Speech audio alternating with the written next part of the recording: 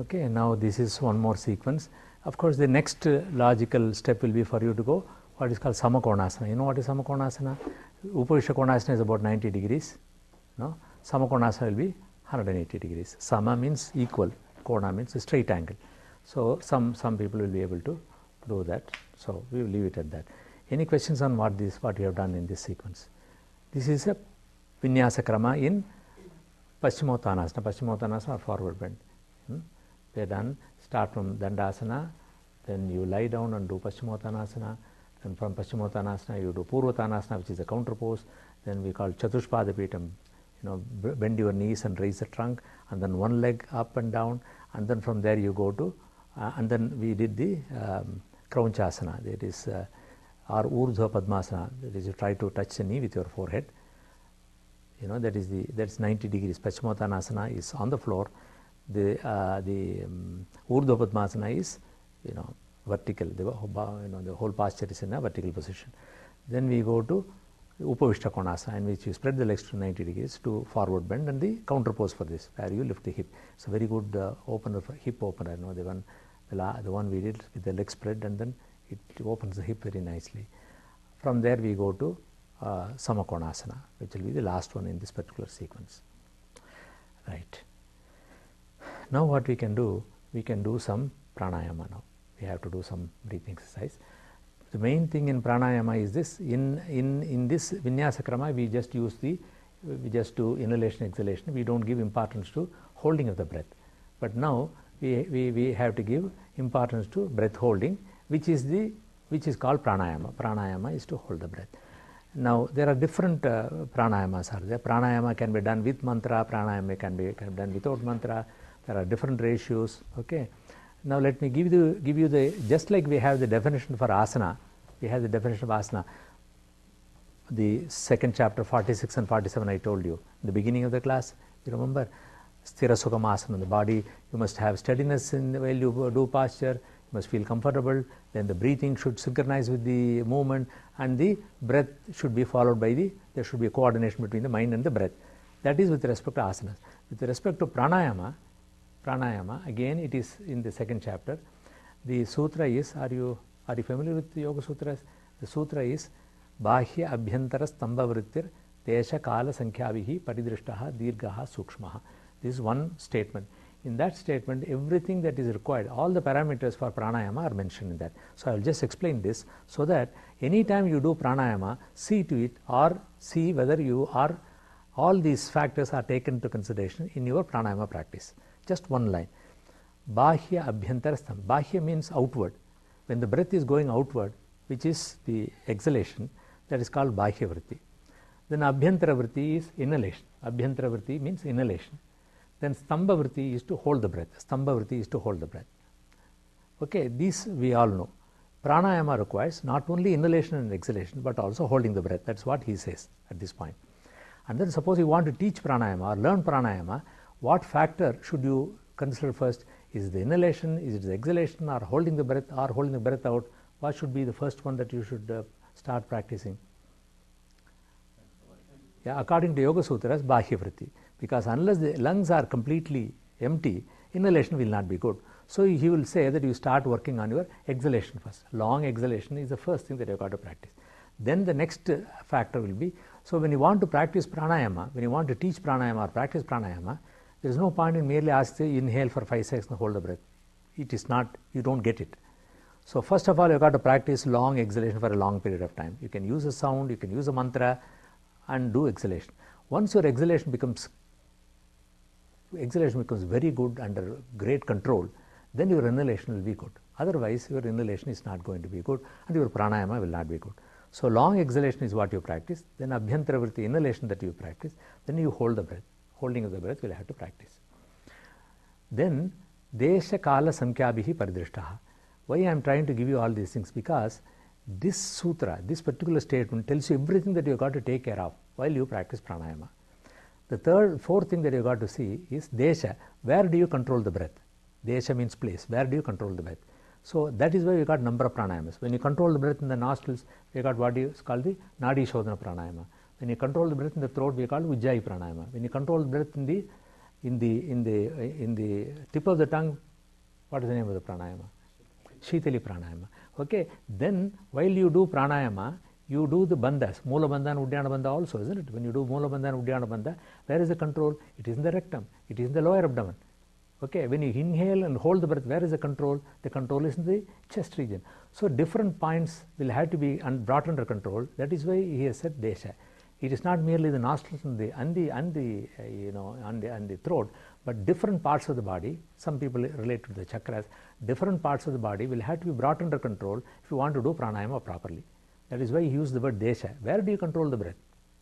I may control the breath in my nostrils, I may control the breath in my throat, I may control the breath when I hold the breath in the chest, or I may control the breath, control the pranayama activity in my rectum when I am doing the Mula bandha, or in the abdominal region when I do the Uddiyana bandha. So you got so many factors that will have to be controlled, and then he merely says desha. Where do you control the breath? Where do you control? Where is your control when you do pranayama? That is the significance of the word desha in that particular sutra. It is not desha. Then kala. Kala means time. How much time do you give for the various factors? How much time do you give for exhalation? How much time do you give for inhalation? How long are you going to hold the breath? How long are you going to hold the breath out? These factors also will have to be determined. You get the point. So pranayama is not merely inhalation as much as you want or exhale as much as you want. There has to be a definite time frame within which the inhalation exhalation will have to be done. Inhale for 5 seconds or inhale for 10 seconds. How long do you want to hold? 5 seconds, 10 seconds, 15, 20.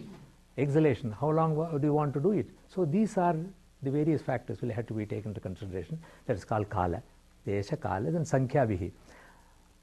Do you practice pranayama? Many? Then all right. Supposing you want to sit down and do pranayama, do you decide beforehand how many times you are going to do pranayama? That is to be done. That's what he says. Sankhya vihi. All right, I am going to do 12 times pranayama. I am going to do 20 times. I am going to do 40 times. I am going to do 80 times in this sitting. Once I make up my mind, I should not waver from that. So that is called sankhya vihi. All right, I will do pranayama for 5 minutes. After 3 minutes, you don't feel like, you cannot afford to stop at that particular point and go. There has to be a discipline while the practice. That is what the sutra says. Desha kala sankhya vihi. All right. Before you start the pranayama, in fact, I don't know whether you are familiar with Hatha Yoga Pratipika. In that Hatha Yoga Pratipika, in the commentary it says you got to take a resolution. We call it sankalpa. Sankalpa. All right, I am going to do pranayama so many times. I am going to do Ujjayi pranayama so many times. Once you make up your mind, then you got to stick to that. Then only pranayama practice will be there. But mostly what happens is teachers don't specify this is how it is to be done. So pranayama becomes very important when all these factors are taken into consideration. Deshena kala sankhyavi paridrishtaha. Then he also says paridrishti means your mind should be completely with your breathing. When you are doing the pranayama exercise, you should not allow the mind to wander. As you inhale, you watch the breath. As you exhale, you watch the breath. As you hold the breath, you be with the breath. That is the paridrishti. Paridrishti means focus. Completely should be with the breathing. Then he says dirghaha sukshma. He has not mentioned how much time you should take for inhalation, exhalation, but he merely says it should be dirgha. Dirgha means long and sukshma means fine. Inhalation, exhalation should not be heavy like our normal breathing. It has to be very smooth and long. So in this one particular statement, one line, he explains, he gives you all that is to be considered when we practice pranayama. Am I making any sense? See, this particular, so the advantage of the Yoga Sutras is this. Just in one sentence, everything that you have to learn about pranayama is there. Okay. Now, he doesn't tell you what should be the inhalation time. He doesn't tell you what should be the exhalation time. See, our normal breathing is about 15 per minute. I take about 2 seconds to inhale, 2 seconds to inhale. That is our normal breathing. But your yogic breathing should be much better than that. So he says at this point, dirgha sukshma, make your exhalation inhalation long and then do. So what is your practice? How much time do you inhale? How much time do you exhale? Can you please tell me, anybody who practices pranayama? 5 inhale. Tell me, 5 inhale. Right? And do you hold the breath in between? Sometimes. Okay. Okay. Right. So 5 inhale, 10 exhale will be good because minimum 5 seconds. If you want to do pranayama, minimum have at least 5 seconds, because even in the vinyasa krama that we do, we take a minimum 5 seconds. So we take at least 5 seconds of inhalation, and the exhalation can be either 5 or 10. It is better to have 10 because normally exhalation is longer than our inhalation, and then the longer the exhalation, the mind is going to be calmer. Prachardana vidharanabhyam va pranasya. One way to control the mind, one way to make the mind calm is to make your exhalation long. If anybody is perturbed, anybody is disturbed, the best thing that you can do is ask them to breathe out. See, suppose when there is a relief, see, you breathe out, you see. So breathing out is associated with relief for the mind. So long exhalation is always helpful to relax the mind. So 10 seconds of exhalation, 5 seconds of inhalation, and then slowly you must start introducing the holding of the breath. The breath holding can be, to start maybe 2 seconds, you can go up to 5 seconds or even 10 seconds depending upon the capacity or the requirement of the individual. Thereafter, you got to start introducing the Bahya Kumbhaka, or holding the breath out, which can be about 5 seconds, during which time you can do the Moola Bandha and Uddiyana Bandha. So we got some picture. 5 seconds inhalation, hold the breath for 5 seconds, exhale for 10 seconds, hold the breath out for 5 seconds, during which time you can do the bandhas. After doing the bandhas, relax the bandhas, inhale one more time, hold the breath. Okay, this is one. Another method will be for you to use the mantras. Are you familiar with the mantras? Some people use the mantras, and then the mantras are normally used when you hold the breath in, when you have the Antakumbhaka, when you normally hold the breath in. There is a classical, what you call classic pranayama mantra, which take about 20 seconds to chant, to mentally chant, which is used when you hold the breath for 20 seconds. So that is why we have the ratio. Are you familiar with the 1:4:2 ratio? You know, some of the texts say that 1. So you inhale for 5 seconds, hold the breath for 20 seconds, during which time you chant the mantra, exhale for 10 seconds, and then you continue like this for. Today what we will do is, we will do 5 seconds inhalation, hold the breath for 5 seconds, exhale for 10, and hold the breath out for 5 seconds. Is it possible? Sure. Okay, we will do that. Okay, right. Could you chant that mantra, please? The pranayama mantra.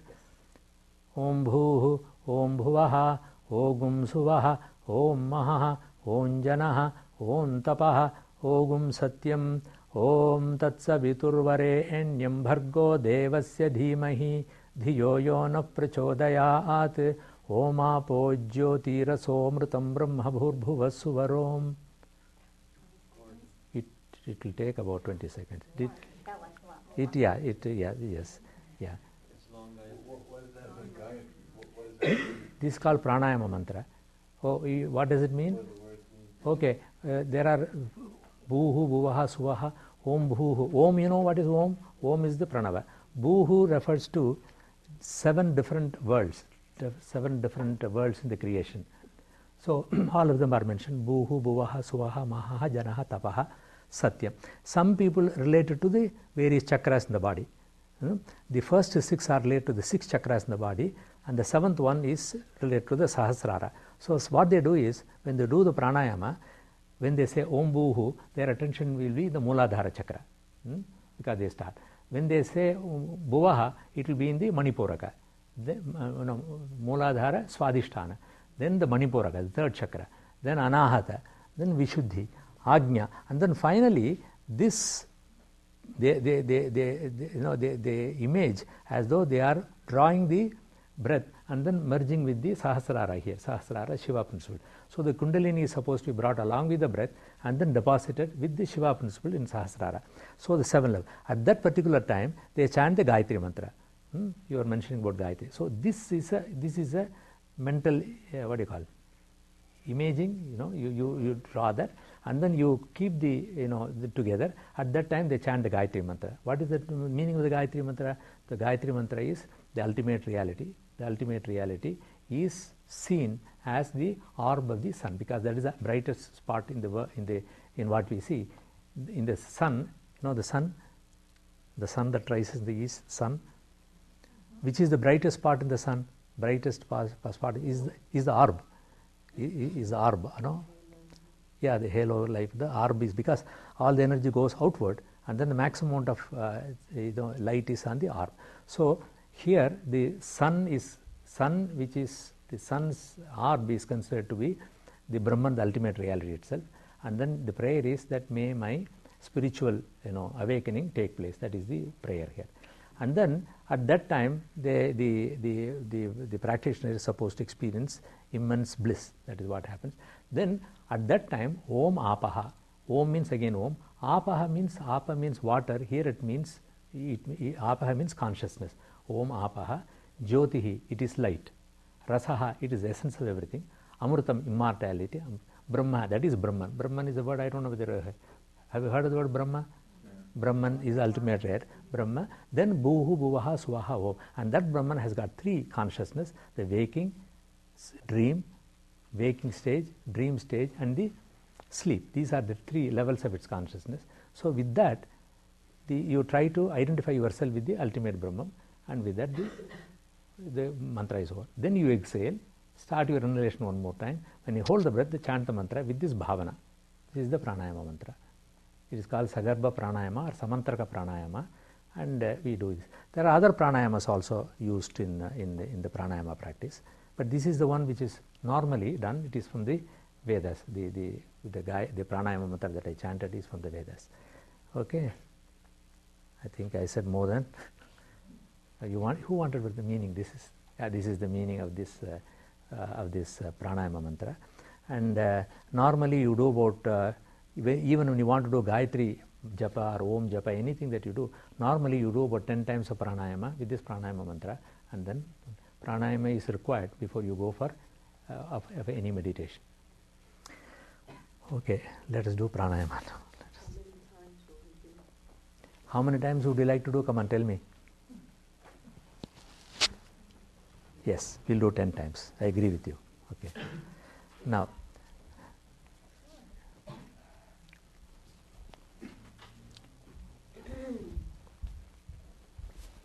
is it yours? No, go ahead. I need something to. Hold the flag, exhale, turn. Yes. Yes, sit in any comfortable posture. Thank you. Sit in any posture. Keep your back straight. First do Kapalabhati. You are familiar with Kapalabhati? Okay, Kapalabhati. Well, let us do 36 times. Keep your hands on your knees. Keep your head down.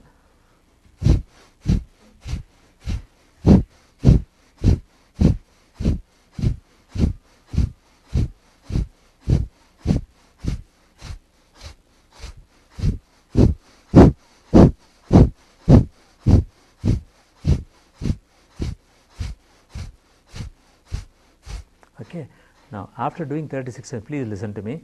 After doing 36 times, you raise your arms. Inhale, raise your arms, interlock fingers, turned outward. Do another 36 times in this position, Kapalabhati.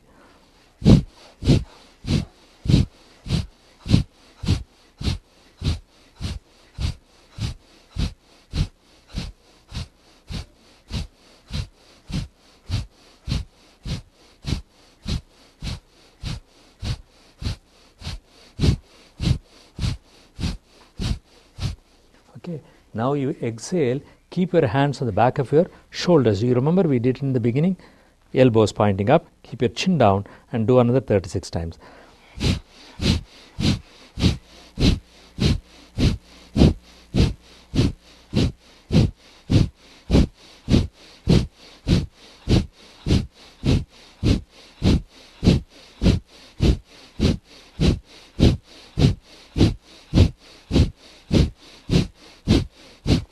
Okay, now slowly lower your arms, keep your hands on your thighs. Wait for a few seconds until you get back your breath. Head down, keep your back straight.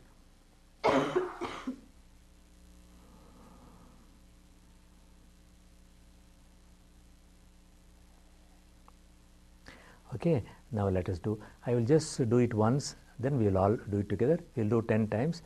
First inhale, I inhale for 5 seconds, we will do Ujjayi.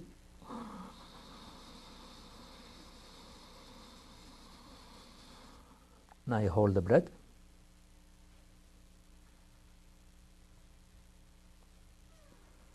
Exhale for 10 seconds.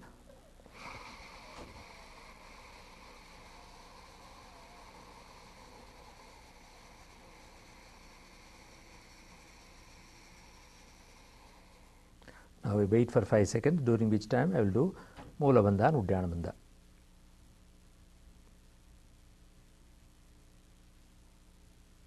Relax, inhale.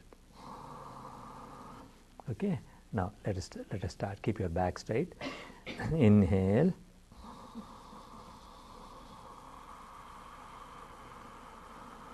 Hold, please.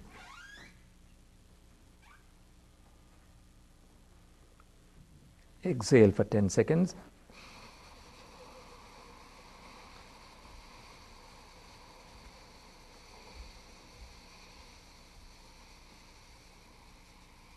Wait.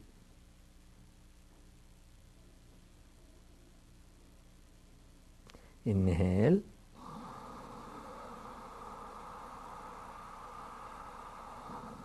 Hold.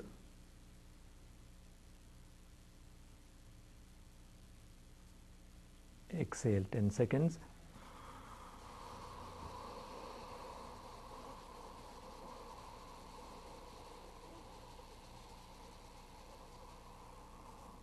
Wait, please.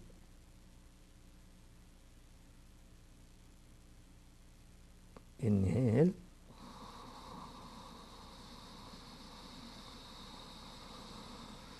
Hold.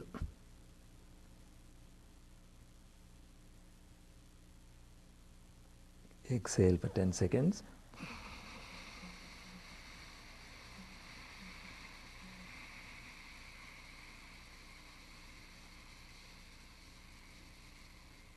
Wait.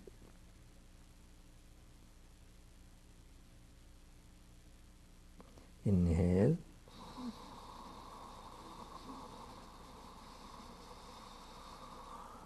Hold.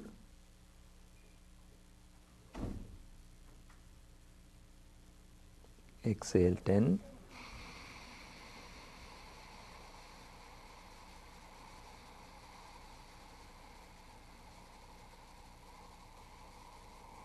Wait.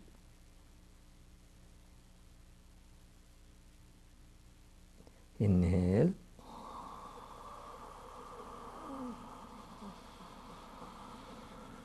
Hold.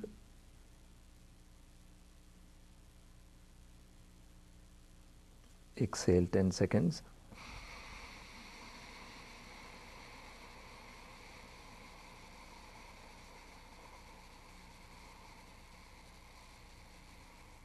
Wait.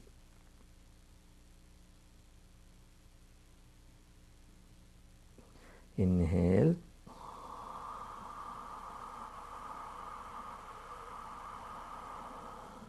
Hold.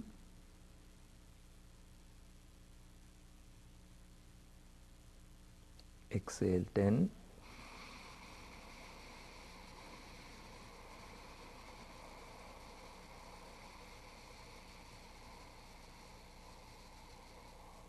Wait.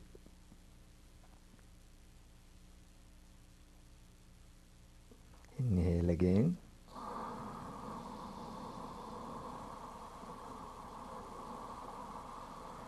Hold.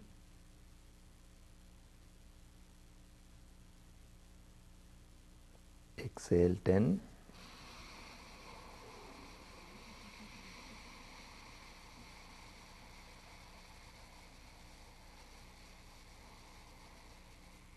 Wait, please.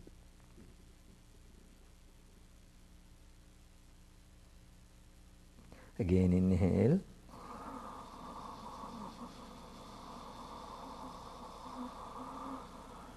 Hold.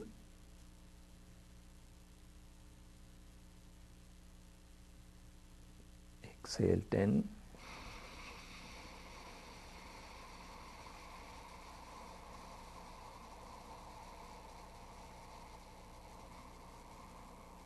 Please wait.